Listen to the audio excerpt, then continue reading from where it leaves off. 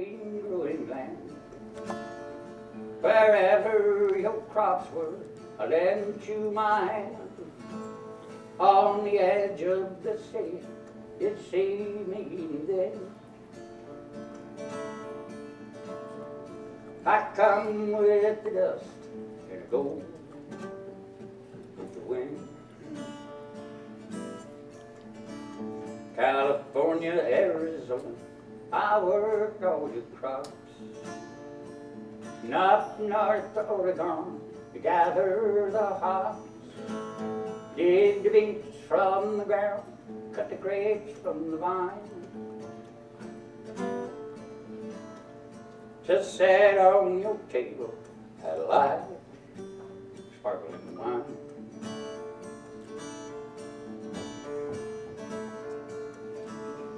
Green pastures of plenty, from dry desert ground. From the Grand Coulee Dam, where the water runs down. Every state in the Union is my British bed. I come with the dust and I go with the wind.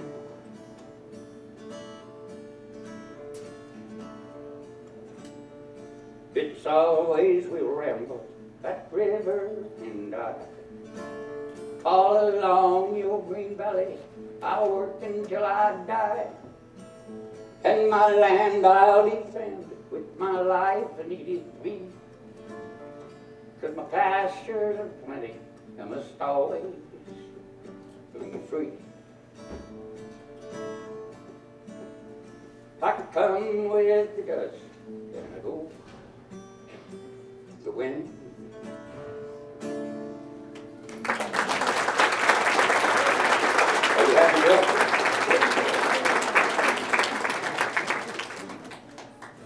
I do appreciate it. I'm sure Woody's happy wherever he is.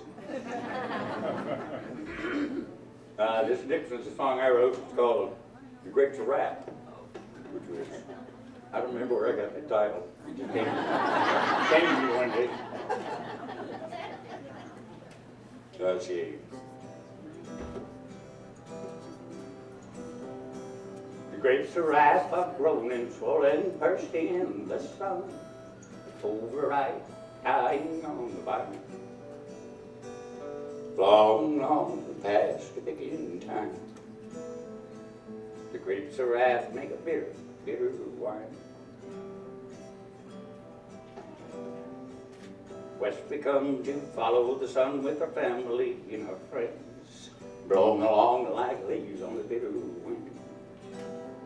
And they tractor down our homes around us, and taking all the ties that bound us to our home. Now there is no farm. The grapes of wrath grown and swollen, bursting in the sun, overripe, dying on the vine. Long, long past the picking time.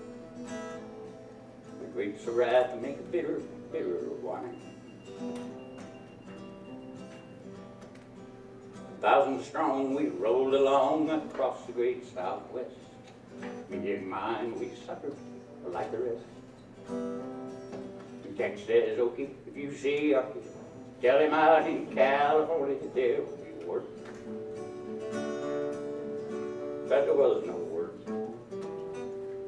The grapes of wrath had grown and swollen, bursting in the sun, overripe, dying on the vine. Long, long past the picking time.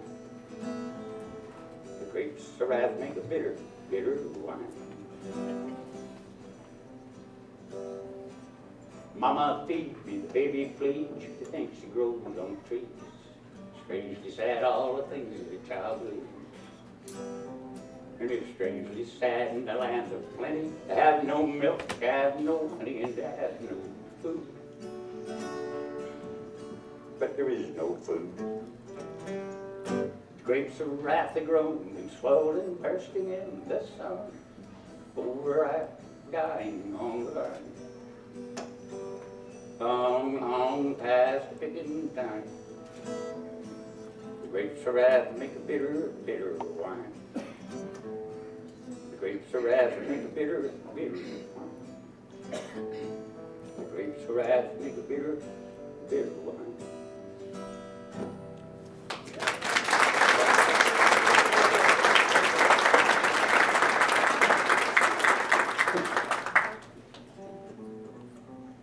You ever drink any bitter wine?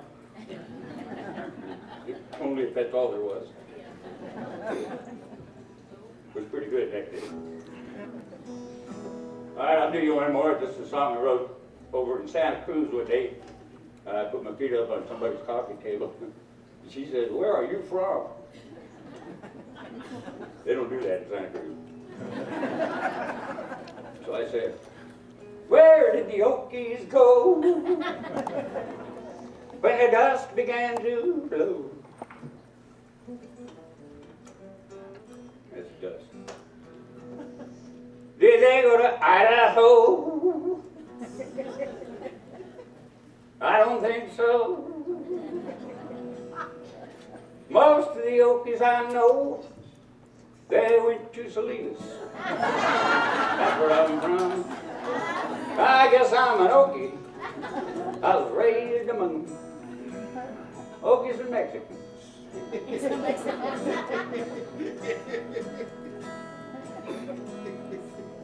California gets hot, California gets cold.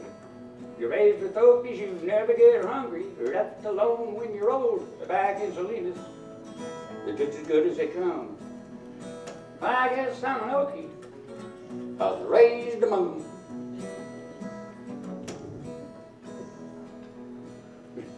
One of the good things about being an Okie is you can make that kind of a rhyme. I work.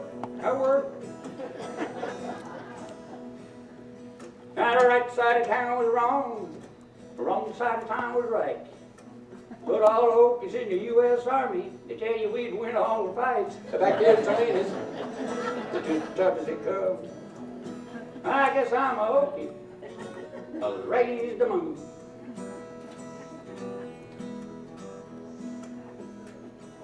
Where'd those children go?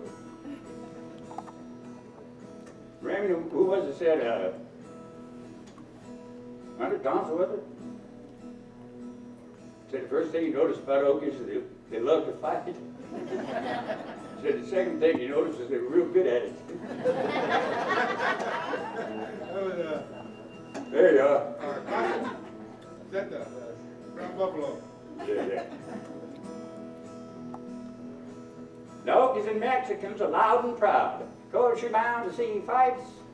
How the South soul is hard to control. At least they're claiming their rights. Back in Salinas, that's just where I'm from. I guess I'm a Okie, or a Mexican.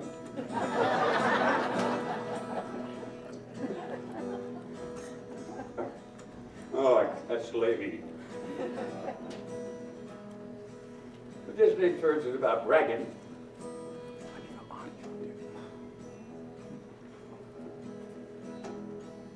A horn is the thing that you blow, a drum is the thing that you beat. Send all the Okies and the Mexicans home, you soon have nothing to eat. Not in Salinas, but that's where I'm from. I guess I'm an Okie, or a Mexican. I was raised among them, I'd have to take either one.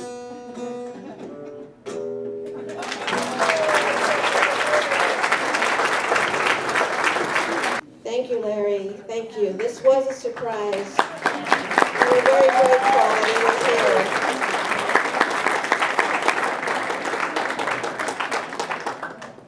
Oh, isn't it wonderful to be in the public library on a rainy, cozy afternoon in Salinas? I'm Elizabeth Martinez. I'm the library director, and I'm proud to host this event. It's really a time for Salinas families, the Dust Bowl families, to gather together and to remember. We have photographs, we have some slides, and we have some stories. So today's a time to reflect, and it's a time to remember early Salinas. You know, the Library of Congress has a American Folk Life Center, and they have thousands of stories about the Dust Bowl. thousands of stories from the southern Great Plains and from Salinas. They say that it all began with the 1929 stock market crash. And they say that at that time there was a 30% unemployment rate. There was a strain on farmland to produce.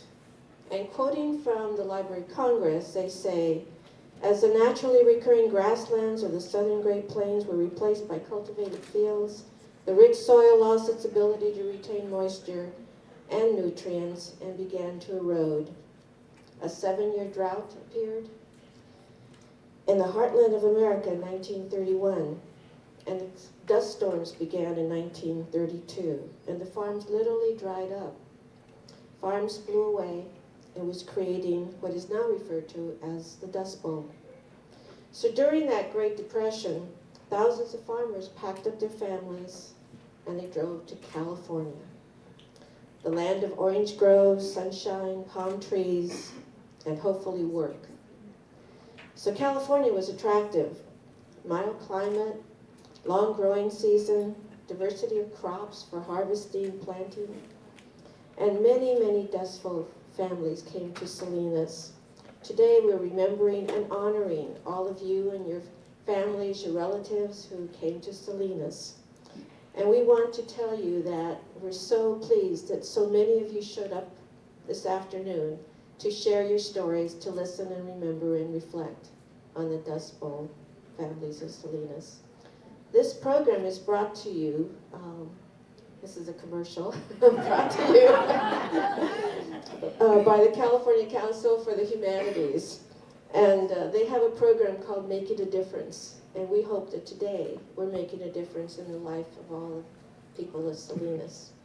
So before we begin, I want to invite our mayor, Dennis Donahue, to come forward and give us a few words of greeting.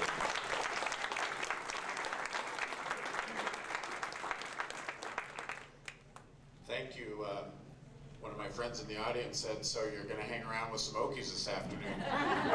And I said, you bet, and I hope some of it rubs off. But I can't help but comment, I sure love being the mayor of a city with a library that packs them in. I think that's pretty exciting and a real testimony to what we're going to hear this afternoon. And just picking up and closing with what Elizabeth said, you know, there really isn't a better way, a rainy afternoon, snow on Mount Toro, to be together with friends and tell a few stories and recall some great memories. I don't think it gets much better than that. So Elizabeth, thank you for making it possible. Thank you. I want to give now a few minutes to our Monterey County Historical Society, Mona Goodell, to say a few words. Thank you, and wow, what a big crowd. How exciting. My compliments to Salinas Public Library, Steinbeck Library, but let me go a little bit further and talk about research material. We are out at the Bronda History Center. We are developing 5 acres. We had the Bronda Adobe. We had the Lagunita Schoolhouse, the first schoolhouse, or the schoolhouse John Steinbeck wrote about in Red Pony. We had the Bataan Monument to honor those who marched and were in the Bataan Death March. We have a Filipino building, one of the first bunk houses and from one of the first labor camps in Salinas, and lots of agricultural equipment. And we have a very large 1,200-foot concrete block archival vault. But all of this are stories that we tell. The minute by turning our adobe and we're able to bring in the Native Americans, the Spanish occupation, the Mexican occupation, the American occupation, we can talk about the hidden stories. You know, those hidden stories are so important. The stories of the people. We are able to tell them when we tour our Lagunita Schoolhouse and talk about the teachers. Some of them are known We can talk about the Filipinos and how they first started the labor movement and some of their hidden stories. We can go to our Bataan Monument and go into the war and the things that happened. Talk about the Mexicans during that period of time when we were in partnership in the beginning of the Bracero program and how they came here. And they were proud. We were proud. And when they first came to Spreckles to help, both flags flew. There were large banquets. They were sent here as soldiers of peace. So in all our stories that we tell, and everything that we had in that vault, 1 million plus pieces, diaries, books, written material, 40,000 photographs. I get a phone call from the library. We're doing something on every piece. Into the vault. What do we have? Again, 1 million plus pieces, 40,000 photographs. What photographs? Nothing of LSL. One picture, LSL. Pictures of the Okies when they came in and camped out at LSL. Nothing. And the society? When have we ever told the story about not just grapes of red, the stories of those Okies and Salinas, what they went through, how they survived, and how they became great citizens in our great Salinas of today. I thank the library. It is a wake-up call. We are silent partners. The Steinbeck Library and the Monterey County Historical Society. We share our resources. Most importantly, the stories, the untold stories, the stories of our great city. In a silent partnership, we tell and we continue. And I promise you, that's the first thing I talk to staff about. Our tours, never again. Learn today. My curator, our curator is here. Listen to the stories. That will be a part from here forth of our educational tour. And I thank you. We do have some photographs along the wall, some from the Historical Society, some from the families that have contributed, and we're going to embark on a collection of photographs so that we can have a program where we will make copies of photographs that you have, copies for the library, and then you'll have them for your family too, but that's a way to share them. So we're very pleased with our partnership with the Monterey County Historical Society. So I want to introduce a couple of people of the panel, and they'll introduce more. We have two facilitators today. One is, I always say that technology is an art, not a science. So we have Professor, San Jose State, Brian Kimura is one of our facilitators, Brian. And we have our librarian, Don Gardner, is another facilitator. And before we forget to thank the people that organized this event, Tangi Kimura and Don Gardner. Thank you. Thank you, Elizabeth. Between 1933 and 1940, more than 3,500 of the 300,000 Dust Bowl and Depression refugees who poured into California settled north of LSL Road to the east of Salinas. This area was dubbed Little Oklahoma because of the large numbers of people from the Sooner State. In the beginning, these penniless migrants camped beside the road in their jalopies and trailers on the outskirts of Salinas, looking for jobs of any kind. They found cheap, unimproved farmland with no water, gas, or electricity to the east of Salinas, presently called the LSL. Today, the panel participants will share their personal and family memories of Salinas and the LSL during the 1930s. I would like to introduce to you the panel participants. Joanne Adcock Schmidt.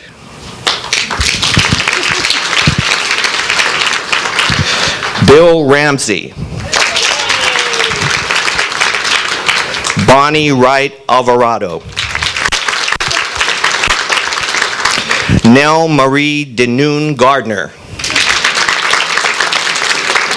And Virginia Roca Barton. We will begin the discussion by asking a question to Joanne Adcock Schmidt. Your family was one of the original families in the Alisal. What are your memories of the Dust Bowl families and living in the Alisal? I'm going to tell you how our family fits into the story of the Dust Bowl people. We were in the Alisal, and what I say is that we were there to greet these Dust Bowl people as they came into the Alisal area. It all began when my father, Robert Wyron Adcock, had come from a pioneering family originally from Kentucky.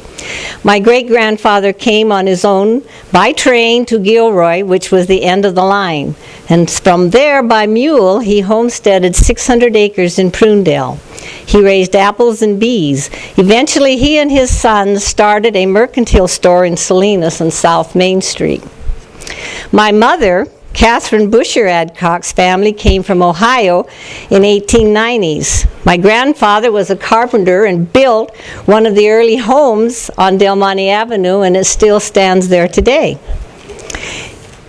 In 1926, my father bought 20 acres of land in the Alisal on the corner of Williams Road and Del Monte Avenue. My two sisters were 2 and 4 years old at that time. My brother, Robert Tom Adcock, and I were born while living out there. My brother since has passed away, so us 3 sisters are left. Around 1927, my father sold portions of the land to 3 other people who asked my father if they could hook up to our well, which he did. Soon after that, on the advice of Russell Scott, a lawyer from whom my father was studying law, told him to stop serving water or go up to the Railroad Commission in San Francisco to apply for a permit to serve water. That is how the Adcock Water Company, later named Alisal Water Corporation, doing business under the name of Alco Water Company, came into existence. This area at this time was mostly ranches, dairies, and small farms. My older sister, Pat, used to walk to the dairy where the big barn was to get milk. This is the barn where they used to have dances and later became the Santa Lucia Library.